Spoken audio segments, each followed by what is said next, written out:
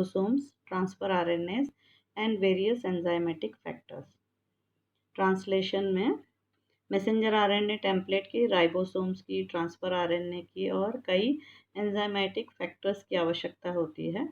तो इसके दौरान जो है प्रोटीन सिंथेसिस का मशीनरी जो है वो कंप्लीट होता है। So we are going to discuss the mechanism of protein synthesis, in which we are going to understand the mechanism of the various enzymatic factors, transfer RNA, ribosome and messenger RNA template, which collectively forms proteins. Myself, Dr. Fatima Sultana, Associate Professor in Department of Zoology, JDP Government Girls College, Kota, Rajasthan. Now, first of all, in translation, there is requirement of a messenger RNA template. Messenger RNA template की आवश्यकता होती है जो transcription के दौरान DNA से बन करके तैयार होता है। Now this messenger RNA has to be encoded, और इसको एनकोड करने का काम कौन करेगा या रीड करने का काम कौन करेगा? Ribosomes. Now ribosomes, these are the complex macromolecule composed of catalytic RNAs, also known as ribosomes.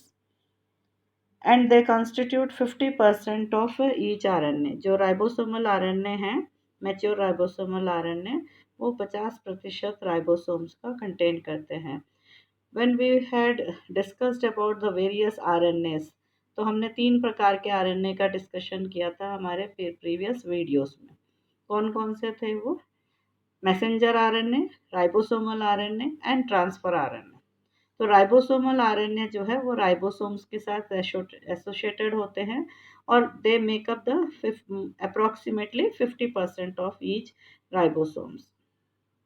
Prokaryotes में ये राइबोसोम्स जो है वो 70S कहलाते हैं और यूकैरियोट्स में 80S, और माइटोकॉन्ड्रिया और क्लोरोप्लास्ट में भी पाए जाते हैं ये, जिसमें ये 70S राइबोसोम्स होते हैं.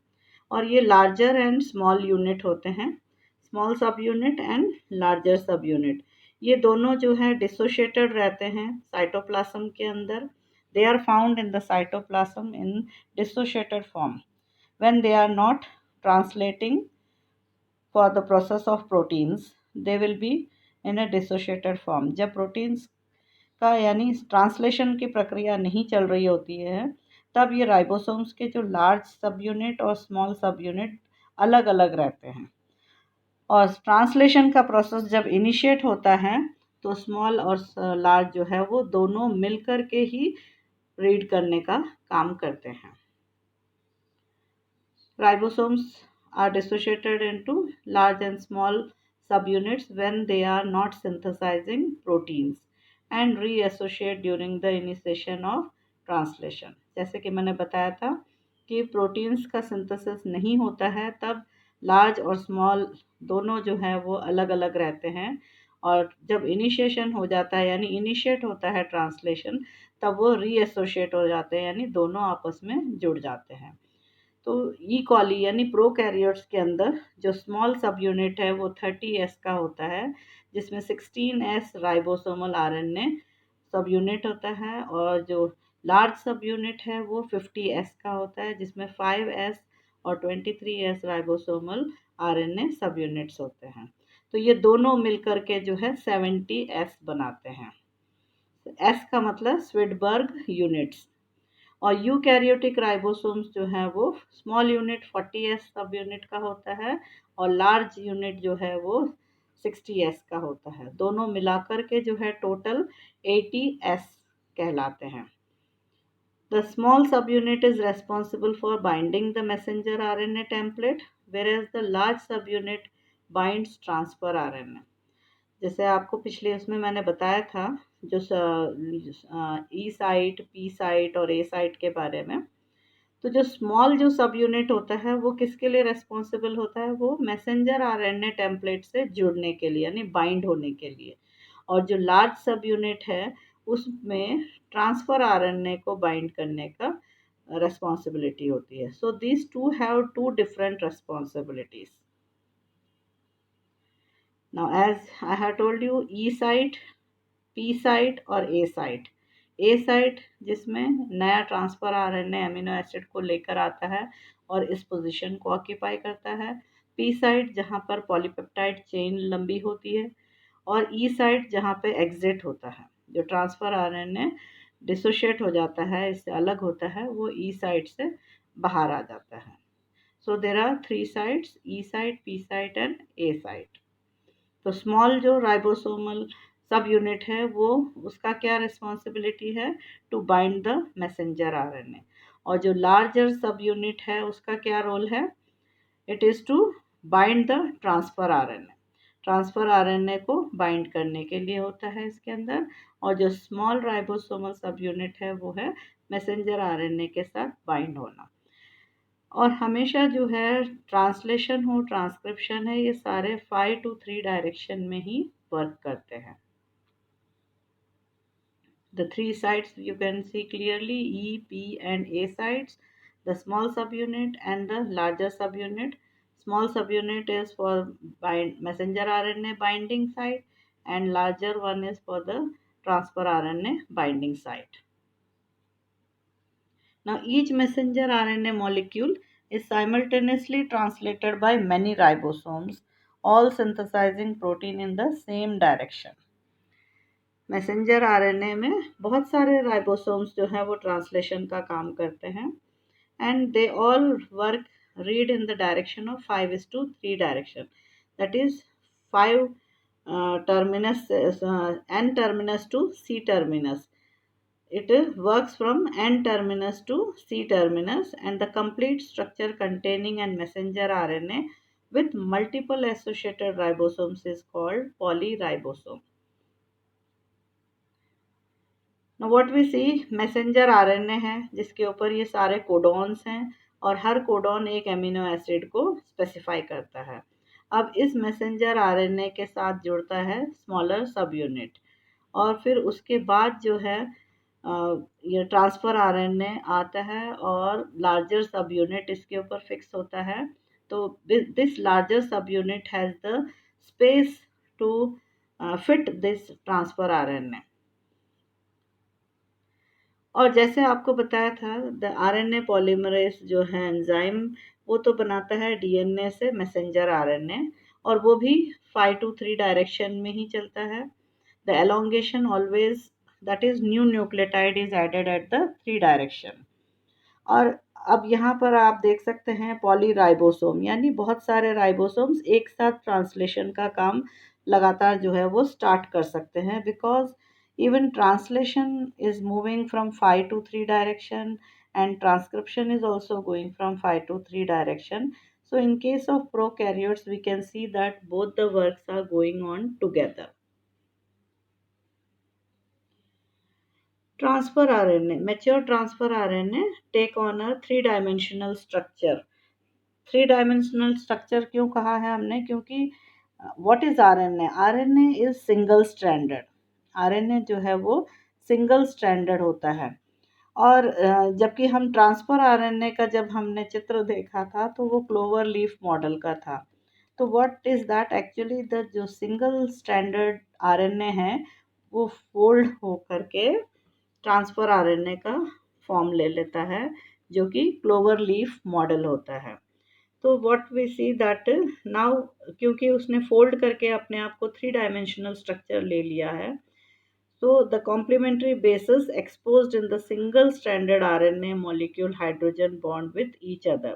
जो हाइड्रोजन बॉन्ड्स हैं वो कॉम्प्लीमेंट्री बेसिस जो है आपस में बॉन्डिंग कर लेते हैं, जिससे 3 डायमेंशनल स्ट्रक्चर बनता है। Now this shape positions the amino acid binding site called CCA amino acid binding and. जैसे कि आपको इसमें देख सकते हैं आप, यहाँ पे जो 3 एंड है, क्योंकि ये देखिए अगर इसको हम ओपन कर देते हैं तो that will be a single stranded RNA, क्योंकि आरएनए जो है वो सिंगल स्ट्रैंड होता है, बट कॉम्प्लीमेंट्री बेसेस के बीच में जो है आपस में फोल्ड होने के वजह से ये हाइड्रोजन बॉन्डिंग कर लेते हैं। Sorry, clover leaf model structure आता है। अब इस कॉम्पोजिशन के वजह से इनका जो स्ट्रक्चर जो चेंज हुआ है, उसमें एक पोजीशन तो आया है 3 एंड पे, जहाँ पे CCA है, और नीचे जो है वो एंटी कोडॉन है। वापस हम यहाँ आते हैं। CCA, what is this, which is a cytosine cytosine adenine sequence.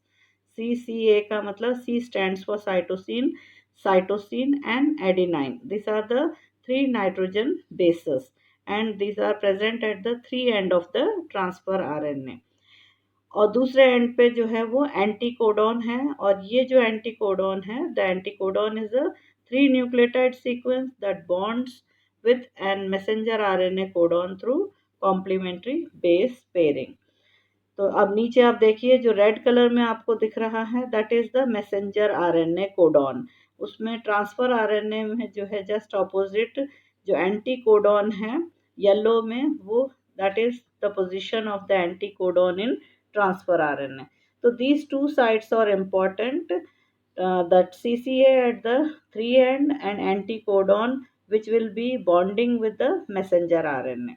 ये दोनों आपको समझना ज़रूरी है because actually what we see that the transfer molecule is the one which is doing the process of translation.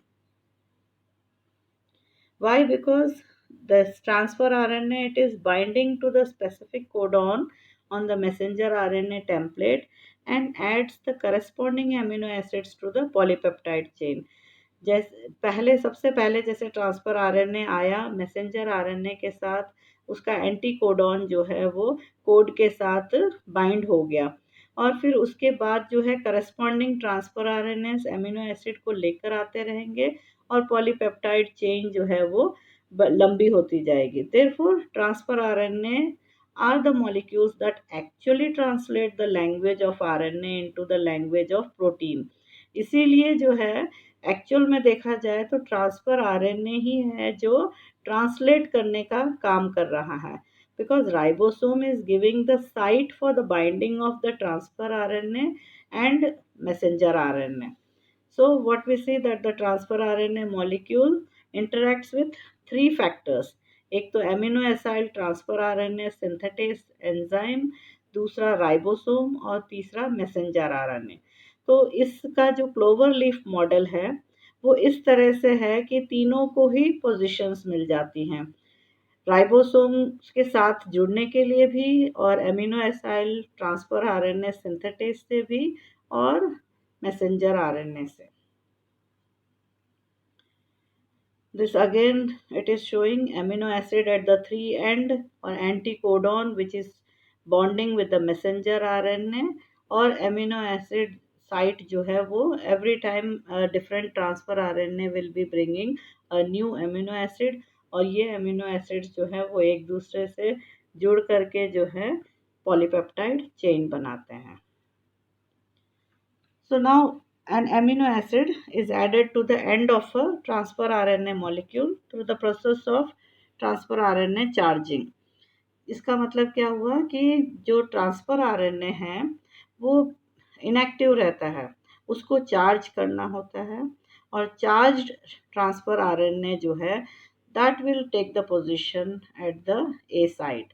तो ये जो चार्ज जो होता है वो किस तरह से, with the help of the enzyme amino acyl transfer RNA synthetase. So at least one type of amino acyl transfer RNA synthetase exists for each of the 20 amino acids. क्योंकि 20 अमीनो एसिड्स हैं तो हर amino acid को लाने के लिए एक transfer RNA की आवश्यकता होती है, और वो ट्रांसफ़र आरएनए को चार्ज करना ज़रूरी होता है. तो चार्ज करने के लिए जो एंजाइम है वो कौन सा हुआ, amino acyl transfer RNA synthetase. तो 20 अमीनो एसिड्स हैं तो इसका मतलब हमें 20 ही अमीनो एसाइल ट्रांसफ़र आरएनए की आवश्यकता होती है. Now during this process the amino acid is first activated by the addition of adenosine monophosphate, it should be actually triphosphate, and then transferred to the transfer RNA. जब भी energy की आवश्यकता होती है तो वो एनर्जी ATP मॉलिक्यूल से मिलता है. So now the process mechanism of protein synthesis is initiated in to form a initiating complex. ई कॉली के अंदर ये जो कॉम्प्लेक्स है वो है 30S राइबोसोम और messenger RNA template and 3 initiation factors that help the ribosome to assemble correctly, and guanosine triphosphate GTP, yani it requires energy for this process that acts as an energy source and a special initiator transfer RNA carrying N-formyl methionine. It will be written as small f for formyl methionine MET, जो amino acid है transfer RNA जो इस amino acid को लेकर आ रहा है। तो जिस एमिनो एसिड को लेकर आता है उसका इनिशियल उसके ऊपर लगा हुआ रहता है प्रीफिक्स की तरह।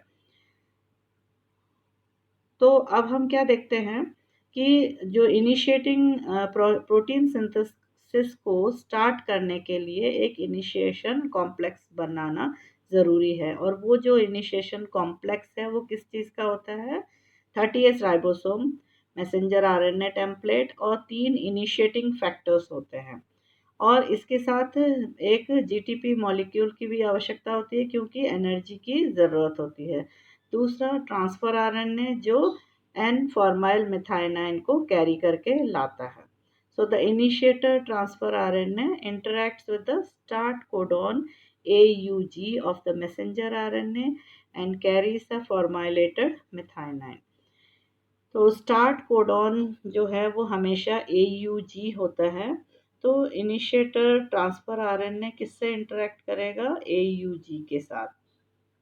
You can see here the purple line is the messenger RNA, इसके ऊपर जो AUG है उसके ऊपर एंटीकोडॉन है UAC, and that transfer RNA is carrying the amino acid formyl methionine। Now, what happens in the case of protein synthesis in prokaryotes? There is a Shine-Dalton sequence। ये जो Shine-Dalton sequence जो है ये हमेशा upstream to AUG यानी जो start codon होता है उसके अपस्ट्रीम में होता है। And if you read in the direction of 3:5 direction will say AGG, and अगर इसको हम 5:3 डायरेक्शन में रीड करेंगे तो GGA। तो it is on the upward direction. अब हमारा messenger RNA 5 direction to 3 direction है, तो it will be GGA and GGA। तो दिस अपस्ट्रीम जो AUG जो स्टार्ट कोडॉन है उसके अपस्ट्रीम में ये जो नाइट्रोजन बेसिस के सीक्वेंस हैं इसको शाइन डेलगार्नो सीक्वेंस कहते हैं। तो what is that the initiating factors जो हैं वो इसको रिकॉग्नाइज करते हैं। जो राइबोसोम का जो स्मॉल यूनिट है वो इस सीक्वेंस को रिकॉग्नाइज करता है, और इस सीक्वेंस को रिकॉग्नाइज करके वो वहाँ आकर के फिट हो जाता है। एंड फिट होने के बाद जो है वो ट्रांसफर आरएनए जो है इसके ऑपोजिट में AUG के ऑपोजिट आकर के फिक्स होता है, तब जा कर के वो लार्ज राइबोसोमल सब यूनिट आकर के फिक्स होता है। So what I am going to say is that the initiating transfer RNA interacts with the start codon AUG of the messenger RNA and carries formilated methionine। Initiator transfer RNA जो है वो किससे interact करेगा? जो start codon है AUG, messenger RNA के ऊपर जो AUG स्टार्ट कोडॉन है उससे इंटरेक्ट करेगा, और ट्रांसफर आरएनए जो है वो फॉर्माइलेटेड मिथाइनाइन को कैरी करके लाएगा। Now because of its movement involvement in the initiation, ये जो F मिथाइनाइन जो है it is inserted at the beginning of every polypeptide chain. जो ई कॉली है प्रोकैरियोट्स में उसमें जो भी पॉलीपेप्टाइड चेन बनता है उसमें सबसे पहला जो होता है वो F मिथाइनाइन यानी फॉर्माइल मिथाइनाइन ही होता है उसके अंदर। और जो ई कॉली के अंदर जो मैसेंजर आरएनए में जो लीडर सीक्वेंस है जो अपस्ट्रीम में रहता है, and that too first of AUG codon यानी उसके अपस्ट्रीम की तरफ, that is known as Shine Dalgarno sequence. Now eukaryotes में थोड़ी सी डिफरेंस होता है, because the initiator transfer RNA is a different specialized transfer RNA carrying methionine called methionine transfer RNA। प्रोकैरियोट्स में कौन सा होता है इनिशिएटिंग ट्रांसफर आरएनए, वो होता है एफ मिथाइनाइन यानी फॉर्माइल मिथाइनाइन, जबकि उसके अंदर जो है यूकैरियोट्स में वो फॉर्माइलेटेड नहीं होता है, वो मिथाइनाइन ट्रांसफर आरएनए होता है। दूसरा ये है, this is the Shine-Dalgon sequence which I was telling about you. And now the difference what I was telling, that the initiator transfer RNA is a different specialized transfer RNA carrying methionine called methionine transfer RNA. Now instead of binding the messenger RNA at the Shine-Dalgarno sequence, the eukaryotic initiation complex recognizes the 5' cap of the eukaryotic messenger RNA. प्रोकैरियोट्स में हमने क्या देखा था कि जो smaller सब unit होता है राइबोसोम का, वो शाइन डेलगार्नो सीक्वेंस यानी जी जी ए सीक्वेंस को पहचान के और फिर वहाँ जा कर के फिक्स होता है। और जबकि यूकैरियोट्स में जो है वो सिर्फ 5 कैप, क्योंकि आपको अगर याद हो, नहीं तो आप पिछला वीडियो आप देखना, उसमें मैंने क्लियर बताया था 5 कैप और 5 एंड पे जो है कैप होता है और 3 एंड पे जो है टेल होता है। 5 कैप जो है राइबोसोम को रिकॉग्नाइज करने के लिए होता है और जो 3 पे जो टेल है वो स्टेबिलिटी देने के लिए होता है। And this messenger RNA is known as the processed messenger RNA. तो अब इसके अंदर 5 कैप को रिकॉग्नाइज करता है eukaryotic initiation complex, then it tracks along the messenger RNA in the 5 to 3 direction until the AUG start codon is recognized. 5 cap को recognise करके वहाँ फिक्स होता है और उसके अलोंग 5 to 3 डायरेक्शन में चलता है जब तक AUG स्टार्ट कोडॉन को रिकॉग्नाइज नहीं कर लेता है। नाउ व्हेन इट रिकॉग्नाइजेस कि हाँ यहाँ पर AUG कोडॉन है, at this point the 60S subunit binds to the complex of methionine transfer RNA, messenger RNA and the 40S। तो अब 60S जो है वो 40S के साथ जुड़ करके कंप्लीट राइबोसोम बना लेगा। Now in this is the case of prokaryotes. इसके अंदर आप देख सकते हैं जो ट्रांसफर आरएनए है, it is carrying the N formyl methionine and the anticodon which is recognising the codon AUG, और ये AUG जो है that is the start codon. Now this requires initiating factors. IF का मतलब होता है initiating factors. Now in the presence of initiating factor, जो small subunit है वो messenger RNA के साथ fix होता है। messenger RNA और smaller subunit ribosomal subunit अलग अलग होते हैं, large और small। तो मैसेंजर आरएनए के साथ जो है स्मॉल राइबोसोमल सब यूनिट ऐड होगा और वो ऐड होगा इन the presence of IF3 and IF1। IF3 जो है वो लार्जर राइबोसोम का जो सब यूनिट है उसको दूर रखने में हेल्प करता है, और IF1 जो है वो IF2 जो तीसरा इनिशिएटिंग फैक्टर है उसको असिस्ट करने में हेल्प करता है। तो नाउ व्हाट वी सी कि IF1 और IF3 तो स्टार्ट में 30S को जोड़ने का काम किया है, और जो रेड में दिख रहा है वो शाइन डेलगॉन सीक्वेंस है, that is at the upstream of the AUG। Then in the presence of IF2 यानी initiating factor 2 and a GTP molecule, because energy is required, this 50S molecule subunit of the ribosome will come and fix on the 30S. So this is the messenger RNA to which this ribosome small subunit will be adding, and then comes the transfer RNA which will be carrying the formyl methionine. Then the larger subunit will come and fix. This all will take place in the presence of 3 initiating factors, IF1, IF2 and IF3. Now this sequence you can see the 30S जो है वो initiation factors के presence में और GTP molecule के presence में messenger RNA के साथ अटैच होगा, और इस मैसेंजर आरएनए के साथ अटैच होने के बाद फिर दूसरे इनिशिएटिंग फैक्टर्स हैं जो कि IF2 है, और GTP मॉलिक्यूल के प्रेजेंस में जो लार्जर सब यूनिट है वो आकर के उस पर फिक्स हो जाएगा। Now this has formed the complete initiating factor. जब ये पूरा प्रोसेस कंप्लीट हो जाता है तो हम इसको इनिशिएटिंग कॉम्प्लेक्स कहते हैं, which carries the smaller subunit, the larger subunit, the transfer RNA, which is formyl methionine in case of prokaryotes, and in if it is eukaryote तो वहाँ पे वो methionine होगा transfer RNA. So this form and messenger RNA, this completely forms the initiating complex. Now once initiation has been done, initiate हो गया है, that is कि उस पे आकर मैसेंजर आरएनए के साथ फिक्स हो गया है. Now starts the process of elongation. In prokaryotes and eukaryotes, the basics of elongation of translation are the same.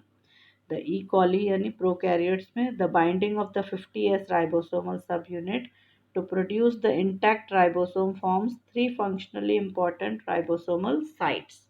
अब जो फिक्स हुआ है ना लार्जर सब यूनिट और स्मॉलर सब यूनिट और मैसेंजर आरएनए, तो ये जो राइबोसोम है उसमें तीन फंक्शनल राइबोसोमल साइट्स होते हैं जिसको हमने ए साइट, पी साइट और ई साइट कहा है.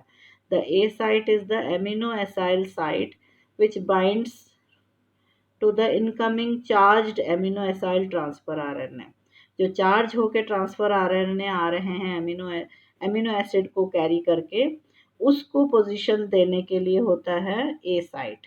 और जो पी साइट है that is it binds charge transfer RNA which is carrying the amino acid that have formed peptide bonds with the growing polypeptide chain.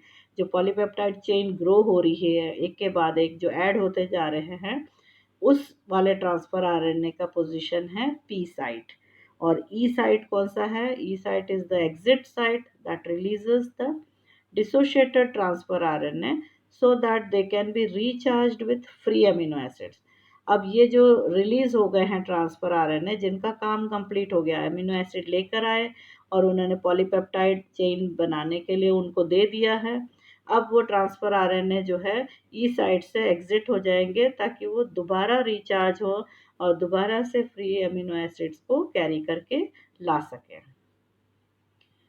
So now one notable exception is that during initiation complex formation, the bacterial, that is the formyl methionine transfer RNA, or the eukaryotic, अगर eukaryotic है तो methionine, it enters the P site directly.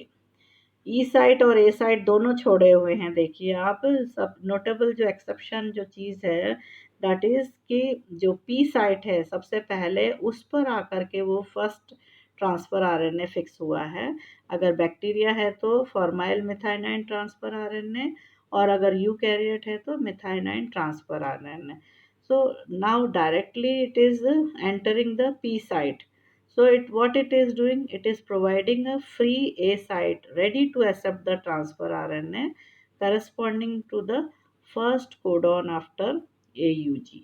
AUG के बाद जो सबसे पहला codon है उसको रीड करने के लिए जो ट्रांसफ़र आरएनए एमिनो एसिड को लेकर आएगा उसको पोजीशन देने के लिए उन्होंने पहले से ही फ्री रखा हुआ है ए साइट को.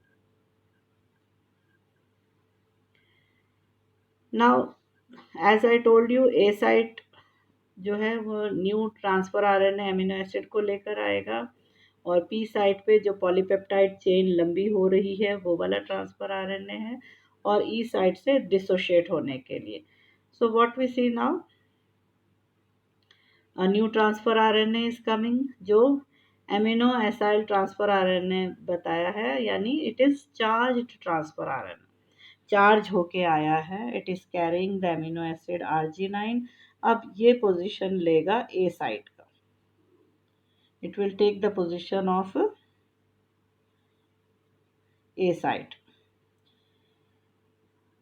एलोंगेशन में आपको जो बताया था इसमें भी एलोंगेशन फैक्टर्स होते हैं which will help in as the transfer RNAs to fix at the A site. जो second amino acyl transfer RNA है वो ए साइट पर आकर के फिक्स होने के लिए एलोंगेशन फैक्टर्स भी प्रेजेंट होते हैं, जिसको टी यू भी कहते हैं या ई एफ टी यू, यानी elongation factor. Now, the A site messenger RNA codon and the amino acid transfer RNA anticodon form bases. जब बेस बन जाते हैं मैसेंजर आरएनए ए साइट पे मैसेंजर आरएनए का कोडॉन और एमिनो एसाइल ट्रांसफर आरएनए का anti codon जब base pair कर लेते हैं तब ईएफटीयू जो है वो रिलीज हो जाता है। जैसे इसमें बताया था, transfer amino acyl transfer RNA amino acid को लेकर के आ रहा है, तो ये जो कोड है उस कोड का जो एंटी कोडॉन है उनके बीच में बेस पेयरिंग हो जाता है, तब वो एलोंगेशन फैक्टर हेल्प कर रहा था। जब बॉन्डिंग हो जाता है तो वो एलोंगेशन फैक्टर जो है वो रिलीज कर दिया जाता है। तो व्हाट वी सी, इनिशिएट करने के लिए भी हमें इनिशिएटिंग फैक्टर्स की आवश्यकता थी और एलोंगेशन में भी जो है elongation factors as well as GTP molecule की आवश्यकता होती है, उसके प्रेजेंस में ये बॉन्डिंग होता है। तो दिस कैरीस ऑन, ये इस तरह से चलता रहता है। एलोंगेशन फैक्टर आएंगे, नए अमीनो एसिड ट्रांसफर आरएनए लेकर आएंगे और फिर ये जो है इसके ऊपर ये जो पॉलीपेप्टाइड जो चेन जो थी वो इसके ऊपर शिफ्ट हो जाएगा और जब राइबोसोम आगे बढ़ेगा, when it will move forward, तो ए साइट वापस खाली हो जाएगा और नया बेस पेयरिंग होने के लिए रेडी है, नया एमिनो एसिड ट्रांसफर आरएनए को एक्सेप्ट करने के लिए रेडी होता है और पी के ऊपर जो है ये शिफ्ट हो जाएगा पी साइट पे and E site is again free for the dissociation of the. अब आप देखिए इसमें कैसे ये शिफ्ट हो गया है ये। Let's go back again. ये जो है आप देखिए इसमें ये पॉलीपेप्टाइड चेन जो है इसके ऊपर से RG9 के ऊपर शिफ्ट हो जाएगा and we see that the whole polypeptide chain has shifted to that transfer RNA। अब ये ट्रांसफर RNA फ्री हो गया है। जब ये राइबोसोम आगे की तरफ बढ़ेगा तो हम क्या देखेंगे कि ए साइट फ्री हो गया है, पी साइट पे वो पोजीशन पहुंच गया जिसमें पॉलीपेप्टाइड चेन कैरी हो रहा है और जो ई साइट पे जो डिस्चार्ज हो गया है ट्रांसफर आरएनए वो वहाँ से एग्जिट हो जाएगा। और उसके बाद आप देखिए क्योंकि ए साइट फ्री हो गया है तो नया एमिनो एसाइड ट्रांसफर आरएनए आया है और उसने वो पोजीशन लिया है। Again this polypeptide chain will shift on to this ALA alanine और फिर वापस ई साइट से जो है ये रिलीज हो जाएगा। तो every time this polypeptide chain will be shifting to the A site and A site जो है वो जैसे ही राइबोसोम आगे बढ़ेगा ए साइट फ्री हो जाएगा, पी साइट पे पॉलीपेप्टाइड चेन रहेगा और ई साइट से जो है वो डिसोशिएट हो जाता है। कौन सा वाला, जो ट्रांसफर आरएनए कैरी करके लाया था। अब वो दोबारा फिर से चार्ज हो जाएगा और फिर नया एमिनो एसिड को कैरी करके लेकर आएगा। तो इस तरह से ये चेन जो है वो कंटिन्यूस एलोंगेशन की चलती रहेगी। सिमिलर टू प्रोकैरियोट्स, यूकैरियोट्स में भी एलोंगेशन फैक्टर्स होते हैं जो इसको हेल्प करते हैं और प्रोसेस को आगे बढ़ाते हैं। In this I was showing the initiating factors। E small e का मतलब यूकैरियोटिक इनिशिएटिंग फैक्टर्स। तो इसमें प्रोकैरियोट्स में जैसे इनिशिएटिंग फैक्टर्स हेल्प कर रहे थे, similarly in this also the third small सब यूनिट एंड द लार्जर सब यूनिट जो है वो इनिशिएटिंग फैक्टर्स यानी यूकैरियोटिक इनिशिएटिंग फैक्टर्स के प्रेजेंस में और मेथाइनाइन ट्रांसफर आरएनए के प्रेजेंस में जो है वो लार्जर सब यूनिट के साथ ऐड होगा। ये आप पूरा कॉम्प्लेक्स देख सकते हैं।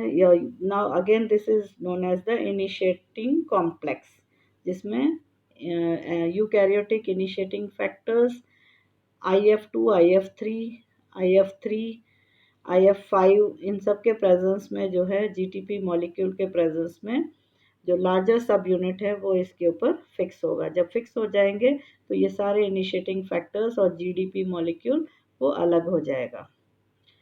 This is the complete process जिसके अंदर इनिशिएटिंग फैक्टर्स जो है वो हेल्प कर रहे हैं स्मॉलर यूनिट और लार्जर सब यूनिट को मैसेंजर RNA के साथ जोड़ने के लिए।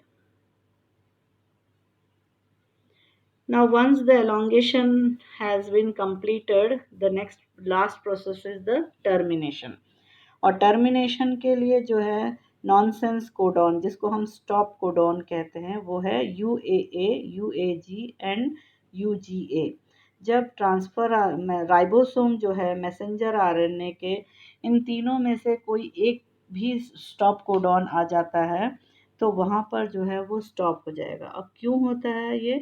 Because there is no transfer RNA, that is कोई एमिनो एसाइल ट्रांसफ़र आरएनए नहीं है जो इस कोडॉन को रिकॉग्नाइज कर सकता है। So on aligning with the A site, these nonsense codons are recognized by the release factors। अब पहले इनिशिएटिंग फैक्टर था, फिर एलोंगेशन फैक्टर थे, अब टर्मिनेशन पे फैक्टर कौन सा हुआ है? Release factor. तो जैसे ही ए साइट पे ये UAA या UAG या UGA मैसेंजर आरएनए पर होगा कोड, तो रिलीज फैक्टर जो है उसको पहचान लेगा। It will be recognized by the release factor in prokaryotes and eukaryotes, that results in the P site amino acid detaching। अब यहाँ पे क्या है, वो डिटैच हो जाएगा and the newly made polypeptide is released। the small and large subunits जो है वो dissociate हो जाएंगे, messenger RNA अलग हो जाएगा and the complete transfer process of translation will be completed। Here you can see release factor जो है वो उसको आकर के ब्लॉक कर देता है और फिर वो रिलीज हो जाता है पॉलीपेप्टाइड चेन, मैसेंजर आरएनए, और ये राइबोसोम्स भी जो है वो डिसोशिएट हो जाएंगे।